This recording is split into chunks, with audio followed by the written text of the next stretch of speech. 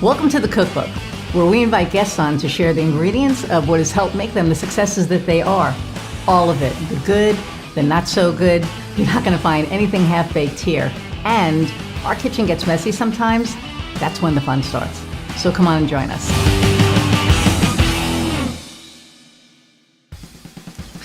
Hey everybody, and welcome to another episode of The Cookbook. I'm your host, Iris Goldfeder, and as always, I'm very excited about my guest today, Jennifer Frye. I'm going to read her bio in a moment, but we met a few months ago, and actually probably more than that, maybe about like 5 months ago, and we've just been staying in touch, and she's got a really cool new program, but I'm going to bring her, or read her bio first, and I'm going to bring her on. So here we go.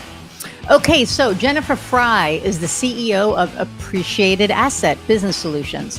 They create, build, and fill sales pipelines for their clients.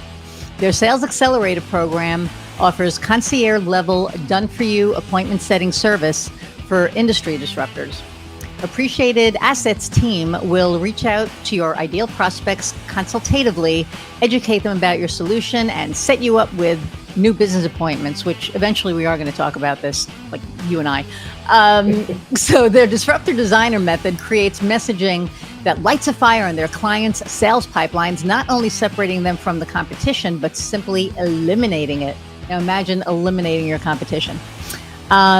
With decades of experience, they are able to keep you client-facing, grow your business, and provide you all of the benefits of a cold calling campaign without any of the time or energy.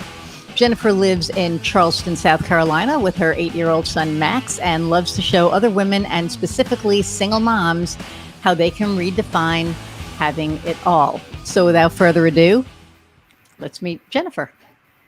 Hey. Hi. How are you? I'm good. How are you? I'm good. So I know we've been talking about working together for months, and it's going to happen. We're getting there. We're getting there. It's getting closer, but so it's funny because, ever since we started talking, I mean, it was inevitable, and we clicked, and I know that you're doing something with Alicia Barr as well, aren't you? We've done some collaborations as well. Yeah, because we just really, our businesses really align in terms of our messaging, but also the way we serve our clients really complements each other. Cool. Yeah. So, okay, so the Disruptor Eliminator or Disruptor Designer. Yes. Let's talk about that. Okay. So I know that I'm a disruptor in the sales industry. We are doing sales differently than anyone else out there in terms of our method and our delivery. And it really occurred to me earlier on this year that not only are we a disruptor, but we align best working and serving clients that are also disruptors themselves. So what I found is there's 3 types of disruptors. There's people who are disruptors in their industry. They know it, they own it, and they are here for it. There are who want to be disruptors, but they don't quite know how to really deliver that messaging in a way that really does set them apart from anyone else in the marketplace. And then there's the third, which are people who are disruptors, messaging boldly enough. Say that again because you froze. Sorry. That's okay. The third type is going to be disruptors that are disruptors, but they just don't know it yet. And they're not owning it. They're not messaging it. And they're just not getting bold enough in their delivery to set themselves apart. They want to stay within that status quo. And we want to come in and explain to them why getting a little bit different and standing out that way is really going to carve a whole new niche in the marketplace for them. See, that's awesome. And one of the things that we're doing is like a one-day workshop on how to find and define your differentiator.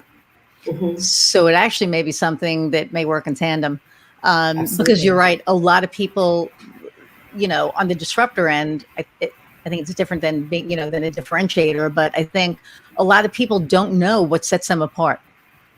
Yeah.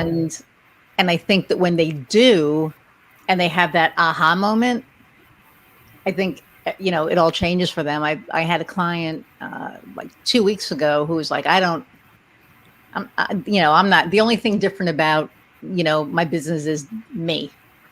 I said, Hmm. well, yeah, but I'm sure if we dive a little deeper, and we did, and we found the differentiator, and now that's what we're focusing on. But you're talking about being a disruptor, and that's Yeah, a whole different ball game. So, describe what you mean by disruptor.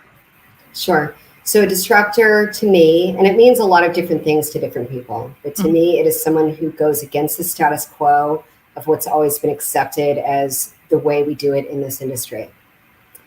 It's also someone who delivers in a way that is so far superior to anyone else in the marketplace that it truly does eliminate the competition. It's not comparing apples to apples anymore.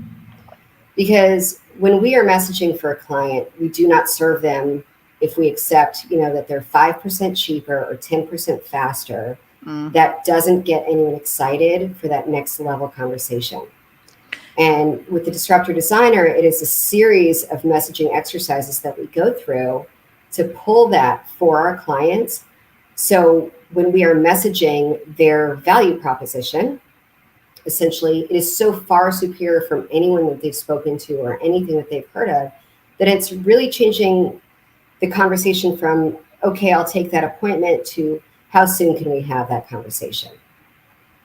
See, And and it's that's just lighting yeah, a spark in this pipeline, which is really exciting to see. that's awesome. Um, yeah, and I don't think the people real, and, when people talk about, we're going to be 5% cheaper, that makes me insane because to me, it's almost like devaluing what you Hmm. do, and then it becomes commoditized. And when you Right. commoditize it, then it's done, because then what you're doing is setting yourself up for, well, you're 5% cheaper, but he's 10% cheaper. And then, oh, guess what? He's 15% cheaper. And then next thing you know, no one's making money. Um, and Yeah, it's you're just always competing on price, not value. right. And it's all about value and quality, not price. Yeah. And most So, of the clients that we work with, to be fair, they already knew that they were better and they were faster than their competition. Those were the differentiators. We got to the how, we knew that, but it was really about taking that messaging a step further mhm, about kind of what is status quo that doesn't even apply to you. interesting. So, how do you, not giving away the secret sauce, but No. how do you, how do you help somebody see that? Because when you have when you have a business owner, especially entrepreneurs, we're so damn stubborn, right? We don't, Yeah. we're like, we know what we're doing, and we know that, we know our shit. So, so how do you kind of break through that and be like, no, no, no, there's like, more layers to that. Well, you have to be open minded enough to realize that sometimes you can't see the forest through the trees with your business. And sometimes it takes a fresh perspective from someone outside your business to really show you what it is that's so special about you that will resonate with your ideal prospects. Because it's not just about reaching out to the people that you are working with currently and more of those, but ideally, who do you want to be working with? And what sort of messaging is really going to resonate with them? If you are up leveling your clients, you're going to also need to up level your service. You're going to need to up level your messaging and your delivery in general. Yeah.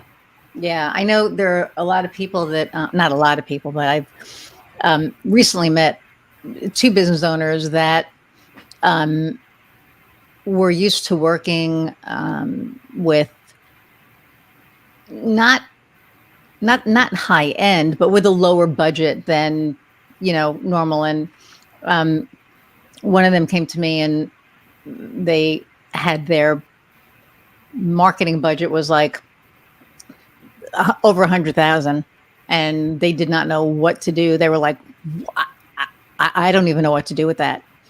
And to me, it was like, well, so you have a $20,000 client, you have a $5,000 client, you have whatever, however much the client is spending, it's at the end of the day, it's the same thing. The only thing is that they have a bigger budget. So now you're looking at a bigger spend. So you're going to get to do more with it. So rather than be, intimidated by it, just kind of like dive in and, and she was funny because she was just like, how are you that comfortable? And it's like, it's just a matter of, to me, it's about the relationship. You build the relationship and, everything else just kind of falls in place. So where is your expertise? What are they trying to accomplish? That's it. That's all you're doing. The only thing is that they have a lot more money than the $5,000 or $10,000 client, but you're doing the same thing. And when I put that in that perspective, she completely relaxed. She was like, I got this. Right. I was like, okay. And I do see how people can get, intimidated by that if they're not used to it. But like you said, when you up, the level of your client, you're upping the level. You have to up the level of your services. Right. So now what exactly do you guys do? So our sales accelerator is a concierge level done for you cold calling service. And we reach out to our clients consultatively, or I'm sorry, our clients prospects list consultatively to set new business appointments for them. So rather than calling from our client, pretending we work for them, pitching them or selling them, we call from appreciated asset, we recommend them. And we talk about the differentiators. We talk about how they're disruptive and how this is a different conversation from any other conversation they've had with a perceived competitor. And use that time to not really sell, educate prospects about amazing solutions that they need to know about. So we really don't do sales. That was a bit of a mindset shift for us last year. And we love to educate prospects about fantastic solutions that those prospects need to know about.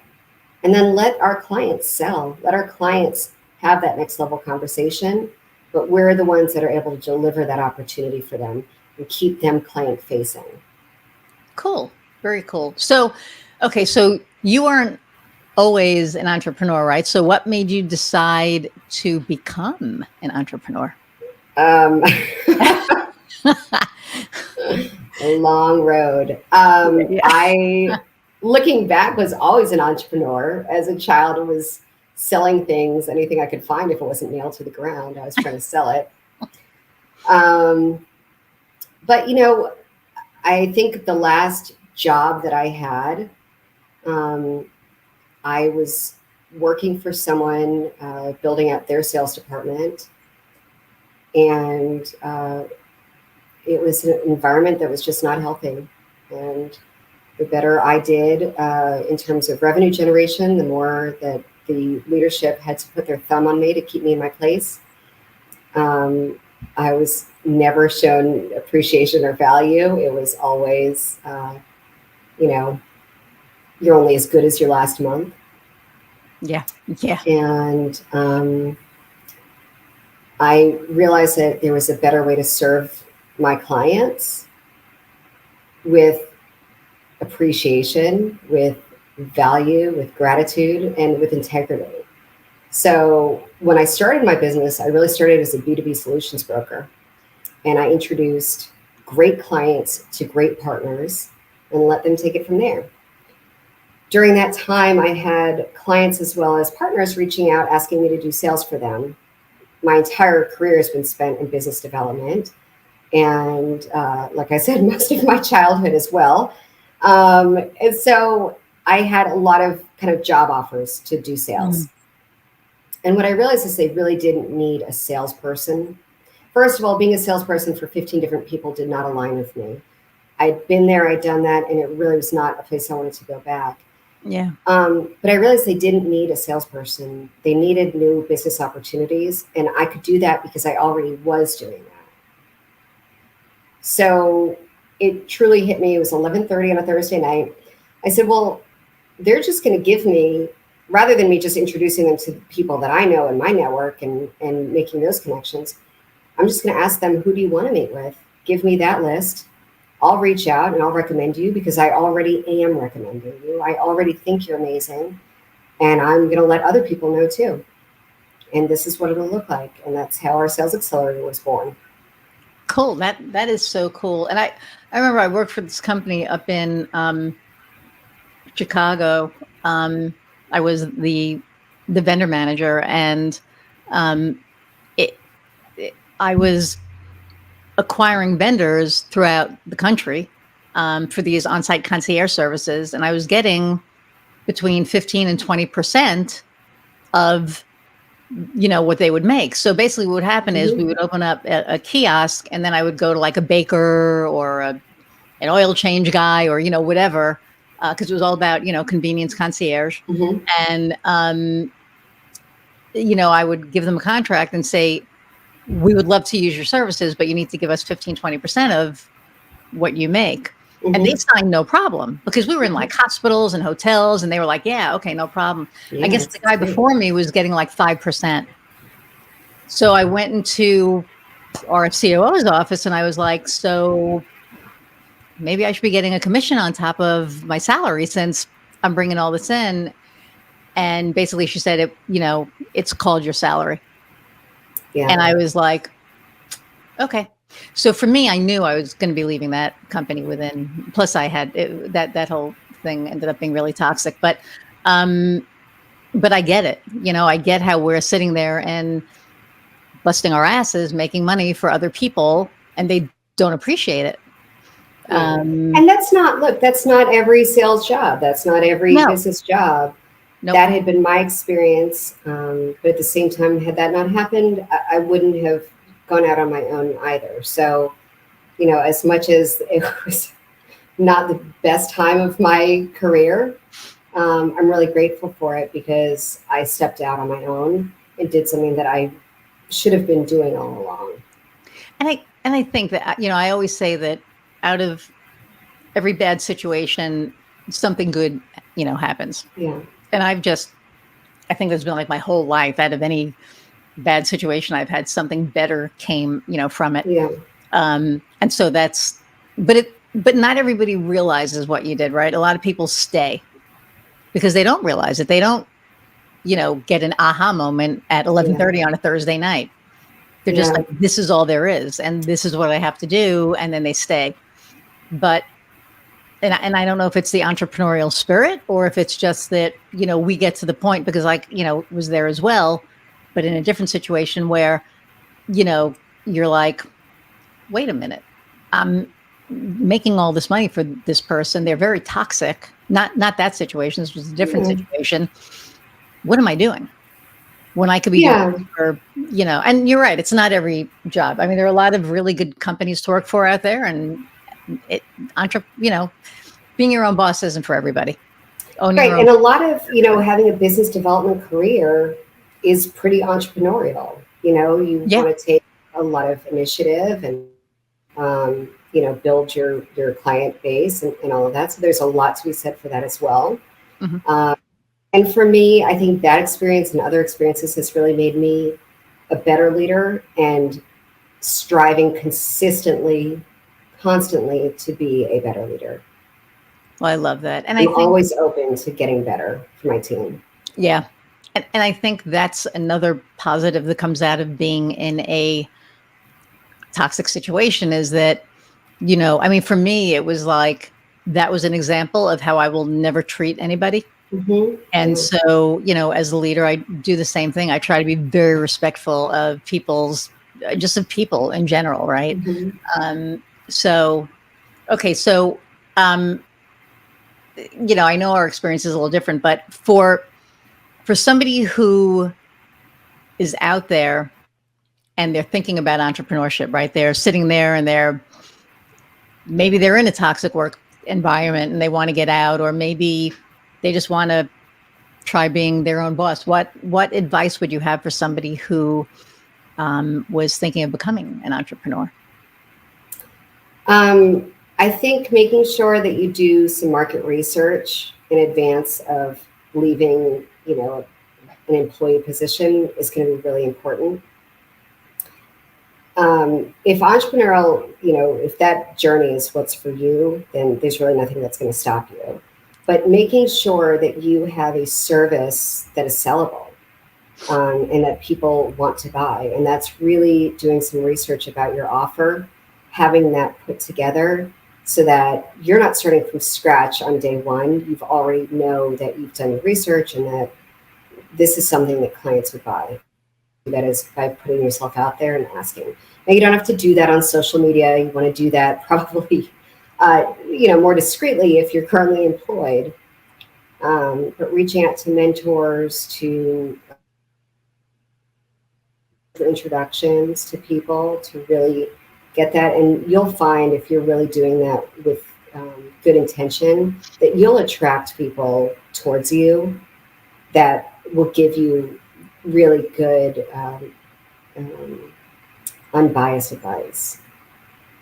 I like that a lot. And yeah, I like that a lot. And, and I tell people, and we've been talking about this probably ad nauseum on this, but I mean, that's what, this podcast is about, but about really being yourself, and being authentic. And 100%.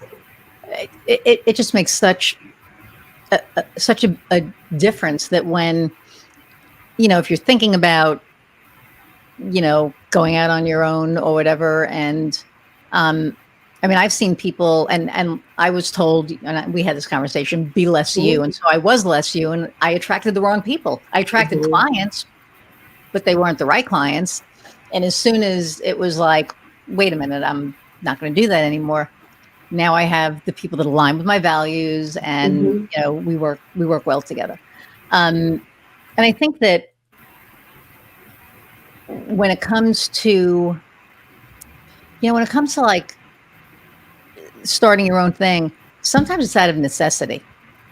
I mean, for me, it was out of necessity. I know for a couple of people, I know it was out of necessity, and it's a scary time because you're like, for me, it was, do I collect unemployment or, what do I do? And there's no way I was going to collect unemployment. I would have lost my mind. So this got started by one of my former clients from, I used to work for a large or cable company or whatever. And I got fired because our values didn't align. And my client literally was like there, because I called and I said, hey, I'm not going to be there anymore. I called a couple of them, but this one particular one was like, they're insane. Like the most I ever spent with them was like $300, and you sold me a $35,000 a year contract. Let's talk. And so we talked and we started this, and, we went our separate ways. But in the beginning, it was just like, for me, a no-brainer, because I didn't want to work for anybody anymore after that. And it was like, so what do you do? And back then, websites and SEO, and it was like, okay, let's do that. People need it, let's do it. And so I had a similar journey out of necessity as well. So I started my business 4 years ago, and I worked initially for single contracts, basically as a contract, CSO, where it's really kind of leading up sales departments, creating infrastructure, hiring, training, creating all the manuals and the handbooks and all of the marketing deliverables. And I would work for one client at a time. And I really loved doing that. And it seemed kind of like a good entry or transition from being an employee to owning my own business, because I was working for one client at a time as an independent contractor. And then when COVID happened, I had been working for a client that I loved working with. But unfortunately, because of the lockdown, they shut their doors after many, many years in business. Man. Within weeks of the lockdown. And I was a single mom. At the time, was going through divorce in a pandemic. And I had to get myself into a position and really remodel my business into a business that had multiple streams of revenue or income, whichever way you want to look at it, so that my entire income wasn't tied up with one other person's decision that had zero to do with me. Wow. And so that's how we started, really, with the solutions broker. And then through that, and through really listening to what my clients said they wanted, but knowing them well enough to know that that wasn't the best way to serve them with my strengths, is where things really exploded. And we've seen exponential growth every single month since we launched. That's amazing. Our sales accelerator. That's amazing. And COVID was it was just like this weird time, because for me, it introduced me to LinkedIn, because I was sitting at home going, now what? I can't knock on doors. I can't go to networking events. I can't blah, blah, blah. And so it was like, well, hell. So I hopped in on a couple of marketing threads, which was how I met Nina. And then, she's phenomenal. And, I told her, because she was on, I was like, if it wasn't for her, I wouldn't be doing this, because I wouldn't have had the balls to do it. Kofi, my producer, like literally 2 months before COVID hit, like in January, he said, you need to do video. I said, no, I don't. And he said, yeah, you do. And for me, it was like, video was for, pretty blondes that, whatever, or, brown-eyed or blue-eyed, brunette, whatever. Not me, right? So I was like, I don't know. So he convinced me to do a video, or I think I did like a few videos, and I just didn't like them. I didn't like the way that that they came out. And I met Nina on a marketing thread. I just kind of hopped in and started commenting and, showing my expertise and stuff. And then Nina and I spoke on a sidebar, and I sent her my video, and she said, well, it's not really that bad. And so I'm like, so it doesn't suck, but right. It doesn't suck, but so I joined her video pod. And this was like, like in, I think, May of 2020. And I've been with her ever since, but she's the one who introduced me to the dames. But it was just so funny, because that opened up a whole new world, because now I was doing video like 3-4 times a week, and getting like national clients, which was nuts. And then I got, I had an international client in Australia, and it was just like, what the hell? Like, I never would have in a million years thought that. And then I started another business with somebody else, but we ended that partnership. And then I relaunched Gas Stove. And when I relaunched Gas Stove, it was with new purpose. And it was in like April of this year, March, April of this year. And I think because of COVID, the purpose changed. If that makes sense. And I've just been like on fire.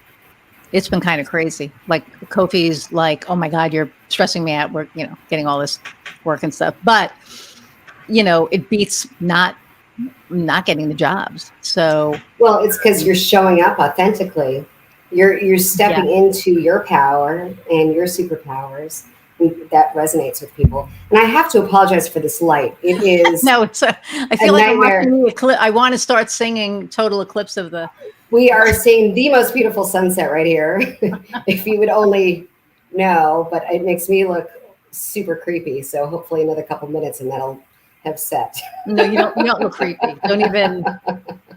Don't even. I'm super consistent, because I have like 2 monitors here. I have the screen here, and I have, everything else everywhere. It's crazy. Let me see if I can move this. But all right, let's try this.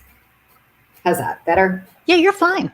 Okay. You're fine. It doesn't look creepy at all. So you just look like angelic. Like the heavens are opening up, and optical illusion. No. So, but anyway, so it was a whole thing, and I've spoken to a lot of businesses that started during COVID, and they were like, who would have thought in a million years that in the middle of a pandemic you could start a really strong, successful business? But the thing was, for us, everybody was online, and that was what we did. Yeah. And a lot of businesses had to pivot.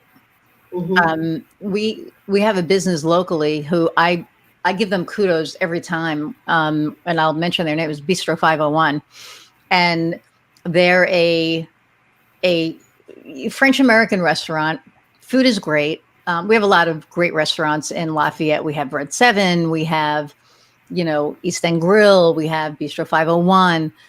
But what Bistro 501 did was they opened a market. Hmm. So they were like, we get vegetables, we get whatever, and we'll deliver it to you. Hmm. So they took this loss and made it into an incredible win. And they were going to open a market prior to COVID hitting, but they couldn't because then COVID hit and nobody was coming out. So they ended up doing it that way. And now they have this like crazy market downtown, that they opened up. But they made this pivot that to me was amazing. And, um, it was like, how do you make, lemonade out of lemons? Well, that's the thing. So we had that here in Charleston also, and specifically, there's a restaurant, Nico's, that with every takeout order, they started putting together family meals that were to-go meals. With every takeout order, they would give you a roll of toilet paper with their That's what sticker she on did it. also. Yeah. Brilliant, Yeah. brilliant. But the thing is that made them successful was their attitude. They Mhm. pivoted quickly. It wasn't about making the best of it. It was that they were still going to serve their community. And I think, it was so inspiring to see that the people weren't just throwing in the towel, because there were a lot of people that, I mean, we all saw it, the people who said they had their hands tied behind their back and there's nothing we can do. And there's, it's over for me. But the businesses that were willing to pivot quickly, and for me, it was a matter of, building a website in the middle of the night while I'm also homeschooling a kindergartner. I mean, it was a lot, but a lot of the reason that I built my business the way I did was again out of necessity. So we take Fridays off at Appreciated Asset, not just me, but my entire team.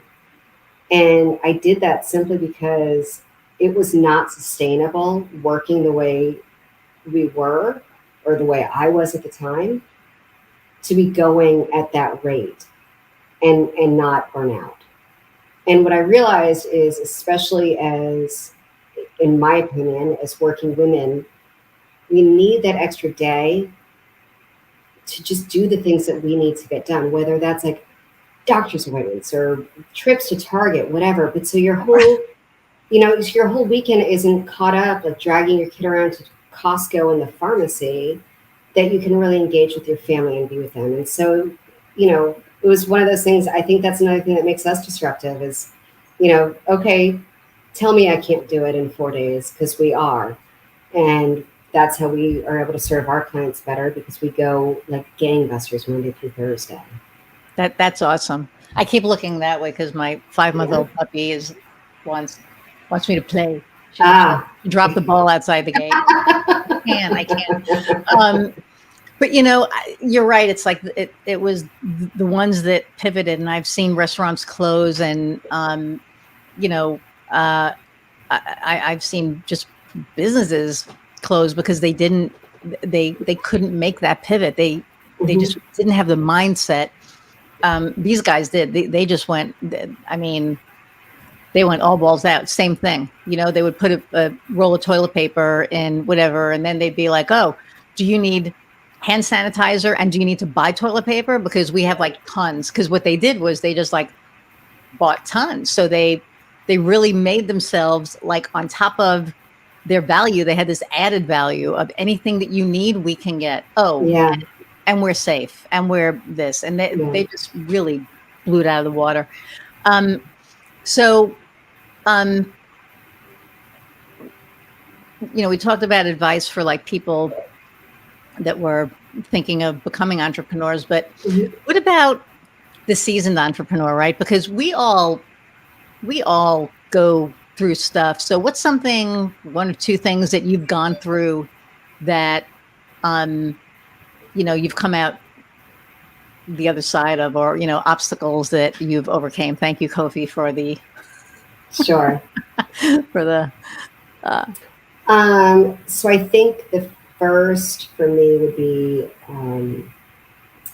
becoming a better leader and realizing that I don't have to over accommodate and work so hard to be well liked when I hire a team of professionals that don't need to be micromanaged, that take ownership um, in their work, and and again, just don't need that micromanagement. So one of the obstacles I've overcome is like being able to really be a strong leader, and again, always being open with that growth mindset of like, how can I continue to do better for them?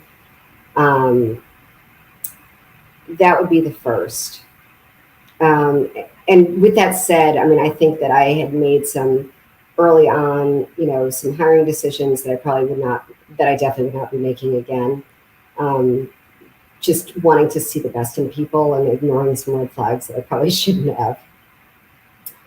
Another obstacle that I've overcome is being willing to really niche down on our perfect prospect and really knowing who our ideal client is, and being not just willing but able to say, we're not going to be the right fit for you at this time for this reason or this reason. And a great example of that is, one of the things that makes a perfect prospect for us is a business that's growing, that's looking to grow more.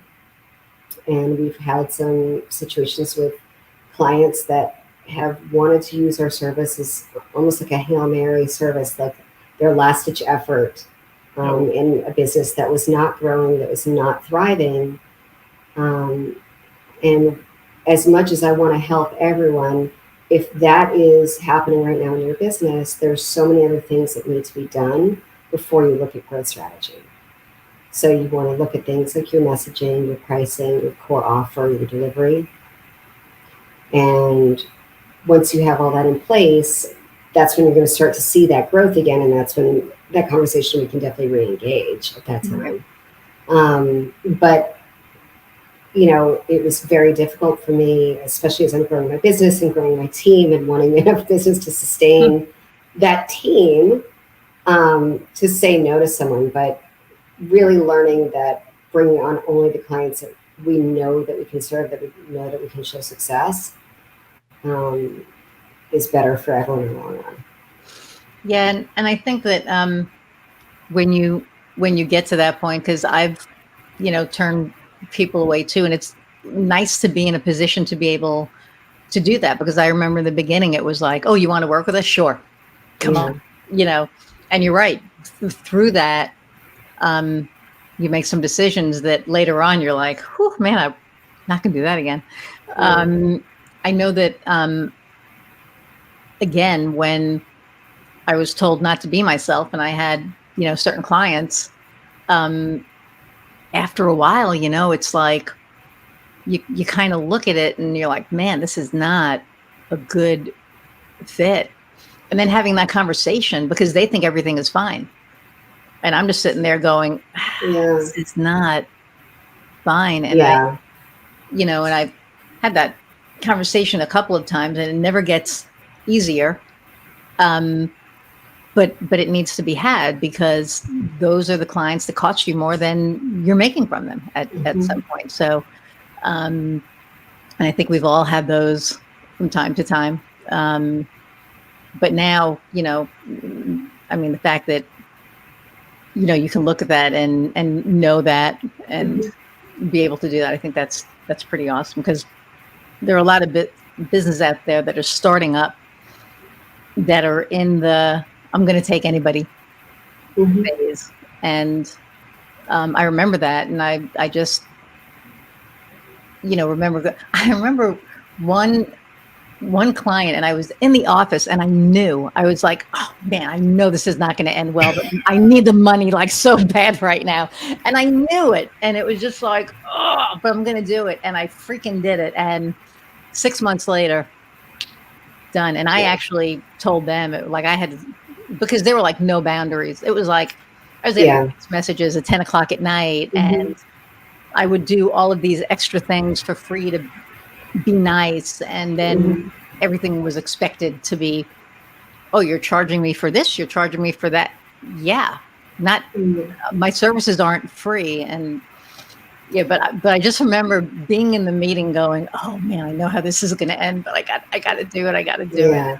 But I think when you're in that situation, it's understandable as a new business. And it's understandable sometimes you take a client on that does not ultimately end up being the right, even once you're established and really know who your ideal clients are, because sometimes information is, I don't want to say misrepresented, but it's just maybe not as accurate as what a growing business means. Okay. Say that again. I was saying that, the biggest thing when you do end up with a client that doesn't necessarily align is that that you are operating with integrity. Yep. You are delivering the work that has been agreed upon. And beyond that, especially when you have someone who's maybe more high maintenance, hard to please, knowing that you stay in your integrity is what will get you through that time. And then, when it comes up for renewal, that it just is not the right fit anymore. Right. For the service. Well, I didn't even, that one didn't even make it to renewal. That one was just like, this needs to, for my sanity. I was like, this has to stop. But you're right. I think that even, after we're established, and I agree with you too. I don't think that it's necessarily a misrepresentation, but I do think that sometimes people, I don't want to say they're dishonest, because I don't think it's that. Maybe it's that they don't know. They don't know exactly what they are or what they need. And so when they come to you, they act like they're confident in what they need, but at the end of the day, they really don't know. And then, you find that out. So, which is fine too. I mean, business isn't perfect. I mean, we're going to have clients that, 3 months in, we're going to be like, whew, okay, this is probably not good. And they may feel the same about us. Like, ooh, damn, I thought this was going to be a good fit, but it's not. It happens. And it's okay, because it's business. It's not personal. And I think one of the biggest things that I would give an up and coming entrepreneur would be like, don't take it personally, because when you do, man, it can kill your whole freaking month. Never mind like your day. I remember when I couldn't separate that when I first started sales, and I would come home to my now wife and be like, man, they just don't freaking like me. Like, I don't know why. I'm like one of the most likable, which isn't true for me. It's like either you like me or you don't, and that's fine. But I was like, all of my clients usually love me. Like, these people just, and then I'm like, it's Lafayette, because I was, New York, Chicago, Lafayette or whatever. And then I stopped taking it personally, and everything changed. It was like, they don't like the product. It's not, Yeah. The thing is that when you're in sales, it's very difficult to separate your self-worth from your production, because in sales, you're kind of only as good as your last month. Yeah. And that's how most people are treated in those roles, because they are production-based roles. So it took me a few decades to realize that I am worthy, whether you hit the numbers or you don't hit the numbers. But then I always go back to the mantra of like, hurt people. So I may have a client that that they don't want to work with us, or that we decide that it's not the right fit. But I always know that we have operated in integrity, and we've delivered everything that we have committed to deliver. to the best of our ability with the resources provided and, communicated and all the is going to kind of treat you like you were treated. No one who's good with themselves is going to behave like that. No. It's just not, it's something I tell myself all the time. I tell my son all the time too. It's like one of our mantras, hurt people, because there's no way you can treat someone poorly.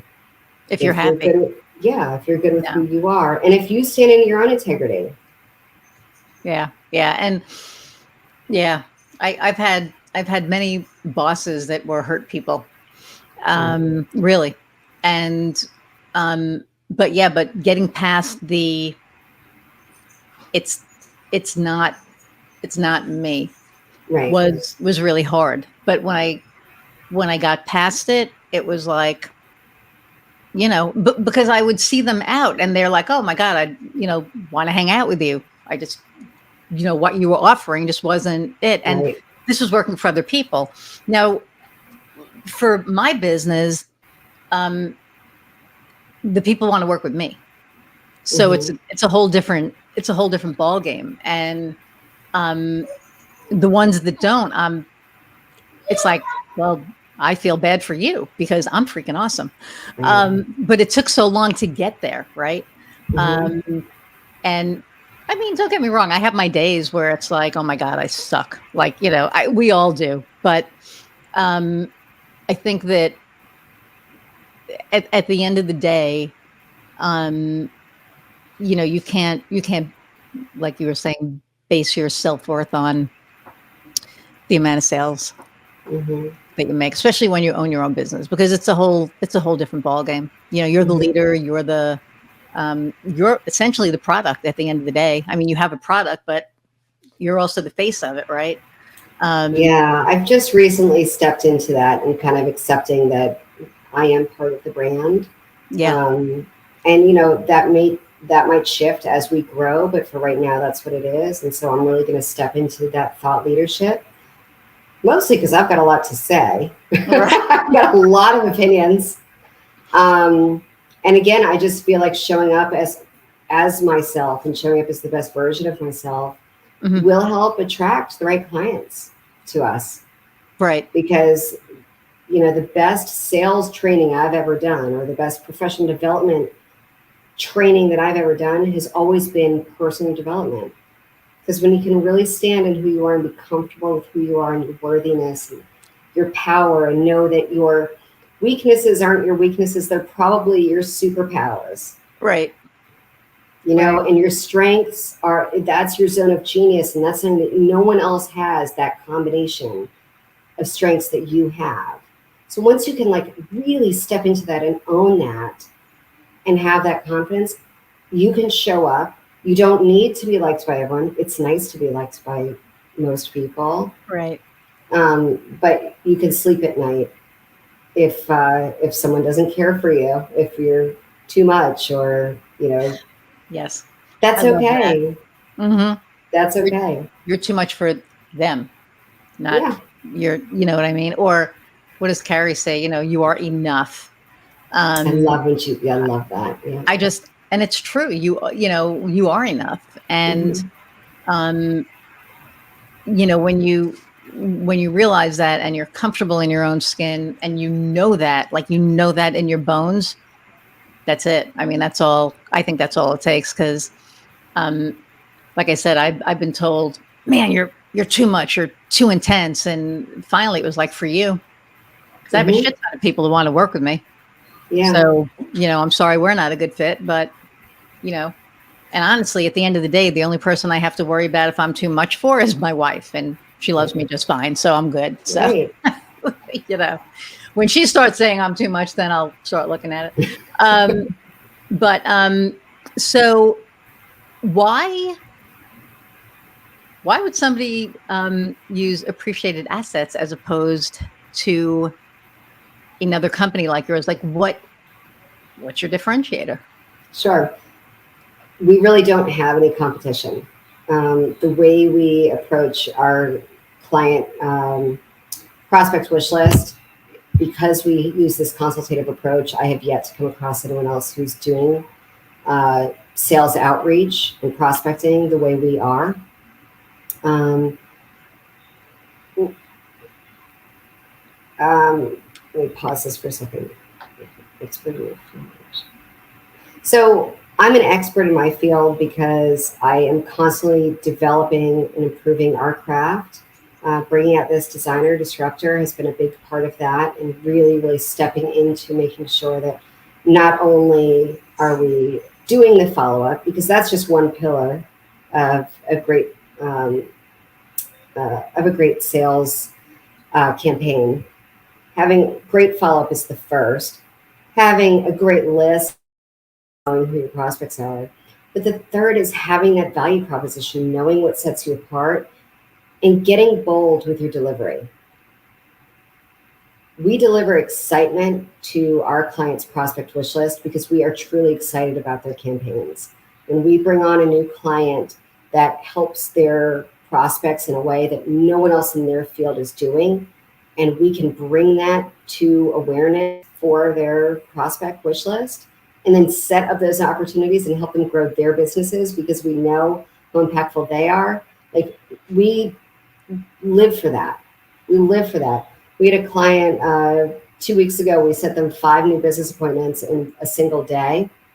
And it was like the best for us because, we set, I'd say, I don't know, anywhere from like 5 to 15 a month for most of our clients. And that ranges depending on the size of solution that they have. But when we hit like 5 in one day for our client, we were so excited because what they're doing, this is a client who helps employers eliminate toxic workplaces. It's just, and you and I think both know how important that is, right? Yeah. Wow. And so almost everyone on my team has come from one nightmare employer story or another. And knowing that we are offering a solution that is eliminating that in other businesses is so exciting for us. So work with us because we care more. We're going to do more. And, when we need to make a pivot, when we need to make an adjustment, we're going to do that because your success is our success. And we want to see our clients succeed. I say that all the time. If you don't succeed, I don't succeed. I mean, and that's so true. But you just said something and the dog dropped something and it threw me. What did you just said, something. Oh, I know what it was. People don't leave jobs because of the job. They leave job because of the leadership. Yeah. And, that's what this whole great resignation that's been happening, that's still happening. Yeah. And the fact that, your client wants to eliminate the toxicity, I think that that's huge. You found like an amazing client because there are so many people out there. I work with a couple of coaches, and they're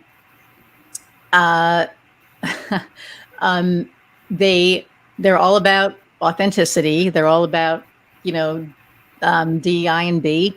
They're all about leaders realizing their role in what's happening in their company. And it's about, the user experience. And it's also about it's about the employee experience, because when you have happy employees, then they're going to want to make your customers happy because, they want to keep their jobs. So it's like this, who was it? What's the guy from Virgin? Why am I drawing a blank? I can't remember his name. Richard Branson. Richard Branson, thank you. And he said, keep your employees happy. And I've always included our team in our vision.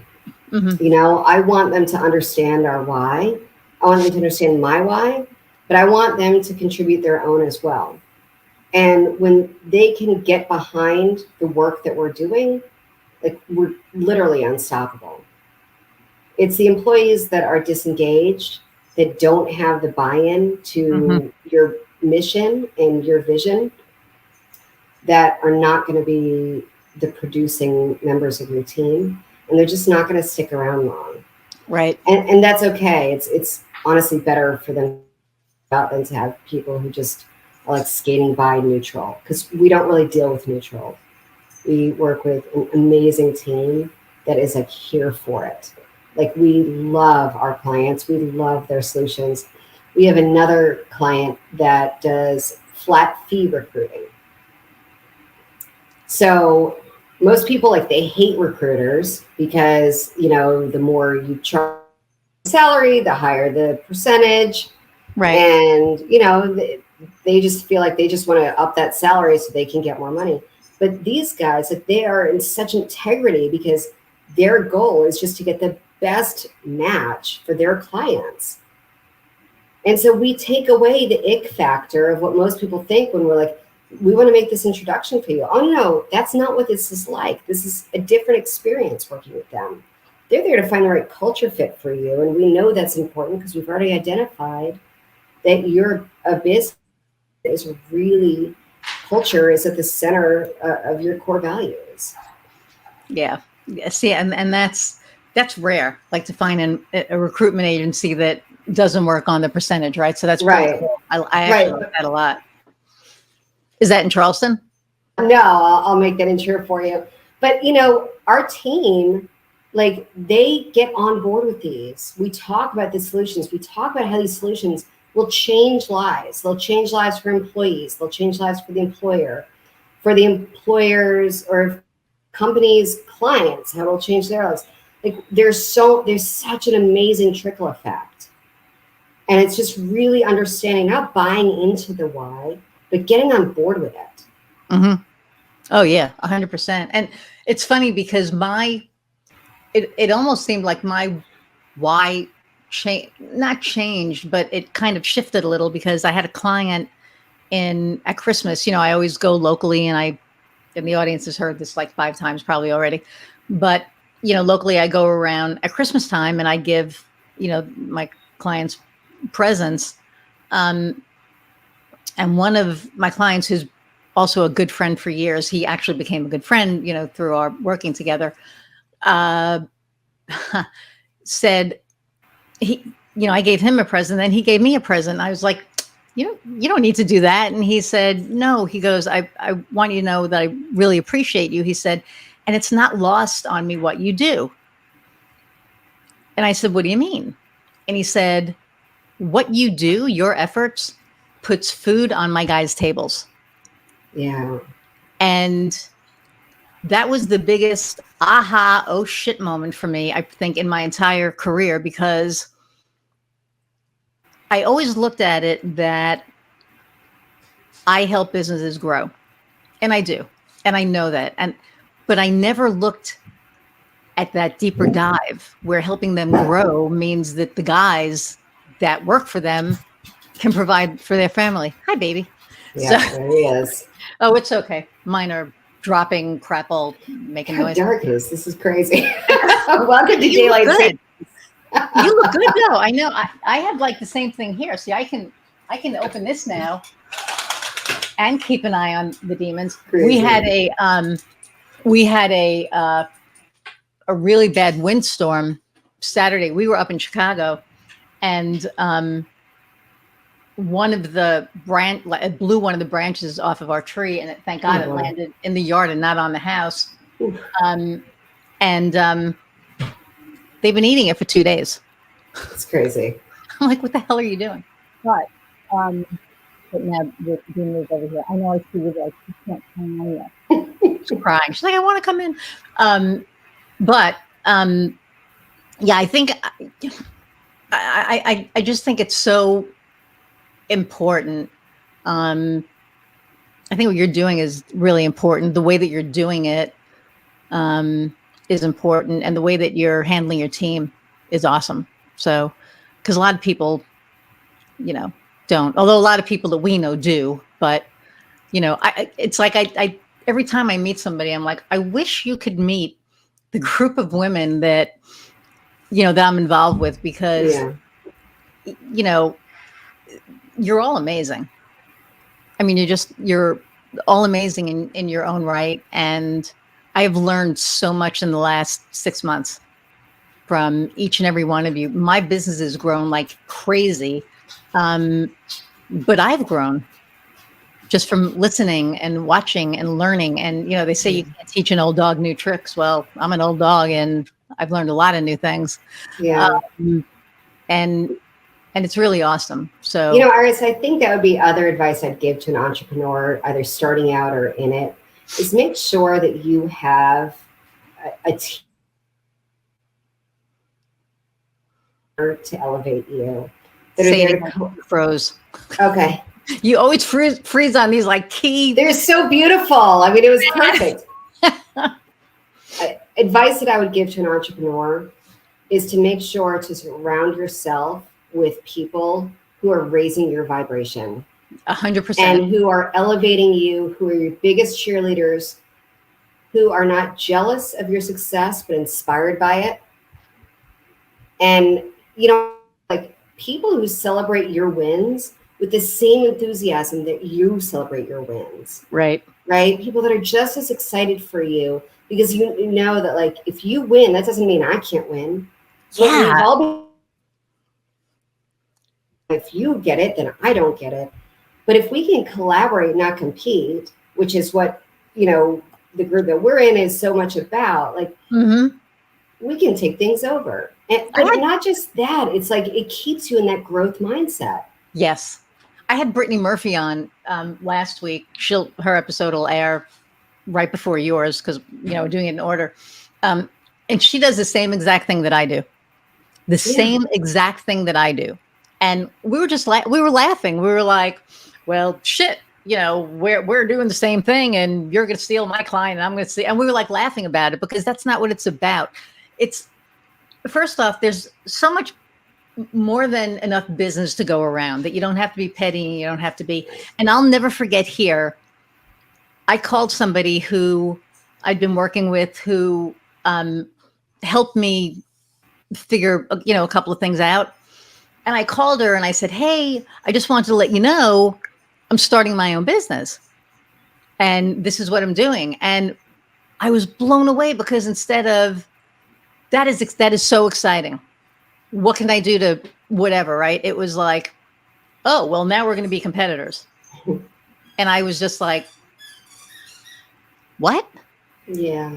Like, I was so disheartened by that and by her that I don't, we really don't talk at all anymore, but it just really made me go, it made me take a hard look at things. Right. And then I joined this amazing group that we're in, and it's just been the best experience from the leader, Megan, to anybody I've ever met. How can I help you? And I'm like, how can I help you? What can I do? Like, I've never wanted to help. I mean, I always want to help people, but this is like on steroids. This is like, oh my God, what can I? It's really helped me approach business conversations like that also. How can I serve you? Even if we're not going to work together, I may have introductions that I could make for you. Exactly. Maybe partners or people that I can introduce you to. And I'm like so happy to do that and put that out there. Right. One of my favorite sayings is like, bake a bigger pie. You don't have to compete over like who's got a slice of that. Like, just bake a bigger pie. Yeah. And it's all about collaboration. Right. I mean, I was actually speaking to somebody today. We're starting a BNI group, which I swore I would never do again, but that's another story. And, I want to hear about that one later. Well, yeah, you'll enjoy this one. But there were a couple of conditions, and I was like, I will only join if, because I'd been burned so many times before. And so they had somebody who was, is an SaaS, and they also provide some of my services. But we had a conversation, and it was, she's like, well, I don't want to come in and step on your toes. And I said, you don't have to step on my toes. Let's talk and see where we can find a common ground. And maybe we can collaborate. Yeah. And she was like blown away because she expected me to be like, no, I don't want you to be in the chapter. Right. But that's not who I am. It's like if we can find the common ground and, agree to certain, boundaries, I guess, it's fine. It is what it is. And I always want to be that hand up. Like I always say that I want to be the hand up. I don't want to be the hand that's pushing somebody Sure. down. Right. So, Absolutely. so yeah. So holy shnikes. Okay. So we're at an hour and 7 already. See, it goes so fast, but we could talk for hours. This is like a phone call for you and me. I know, right? I mean, this is like, oh shit, I got a client call. But this has been, as always, great. Speaking with you and seeing you though this time. This time we get to like see each other. So I always ask the last question I always ask everybody. Okay. Before we close. First off, I want to say thank you for taking the time out to talk to me and the audience, however large or small it is. I have no idea like who's, I love it. But we will attract the right people to listen. Exactly right. Well, I kind of felt like on Field of Dreams, if you build it, they will come. Right. Right. And like the right people are gonna come and listen to this. So but really thank you for, taking the time out of the day to talk to me and give some advice to people listening. And then the last question I ask all my guests is, what is something that lights your fire? So what, and it doesn't have to be business, it could be personal, just whatever. What lights Jennifer's fire? I'm gonna give you 2 because I'm extra like that. So be extra. You can be anything on here. So in my business, what lights my fire is getting I love bringing in new clients and we love getting great results for them. You're freezing again. Damn it. I love bringing badass solutions to the marketplace and letting people know about them. Personally, what lights my fire is I love to travel and I love him new experiences and experience new things with him. So I've been doing a lot of that this year and it's actually accumulated pretty quickly. So I'm looking forward to doing even more next year. Awesome. But I know that having the one fire lit in my is what allows me to do the second with my son. And those are just lasting core memories that I'm so, so grateful for. That is awesome. Yeah. That's awesome. And I think Fabienne said that as well about, Theo, and I had Pallavi Ridout on, and she was an HR professional, like moving all the way to the top. And she was like, I left because of my kid. So, and I only have fur kids. So, Iris, what lights your fire? What lights my fire? Wow. No one's turned that one around on me before.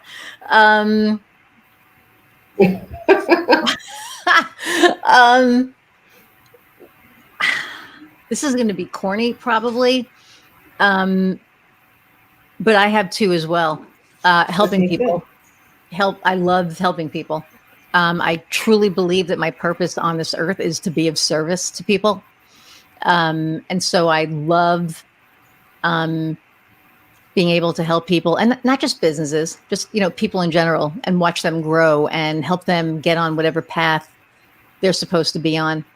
And then the other thing are really 3 things, and it's my wife and my 2 kids. She just is the most amazing, understanding, supportive person and kind, just kind. There are people out there that are nice, but she is genuinely from her heart. She's a kind person. And I know a lot of people are going, but it's true. I love it. She just, she lights me up all the time. And so, yeah, that's what lights my fire. Amazing. Thank you for Thank, sharing. thank you for turning that around. No one's done that before. I was kind of like you're in the headlights, like, wait a minute, what do you mean? That's what I love about you. So, and everybody else, I want to thank you guys, and not just guys, everybody who is watching. I want to thank you all for watching and listening and commenting and subscribing and sending me like these little notes on the side. And I love the ones that say that, you're watching or listening while you're working out, because then I feel like I'm working out with you and I'm getting my own exercise in. So, so that's my little cheat around my exercise. But until next time, I'm going to sign off. And again, thank you for spending this time with me, Iris Goldfeder, and go out and find what lights your fire, everyone. Bye.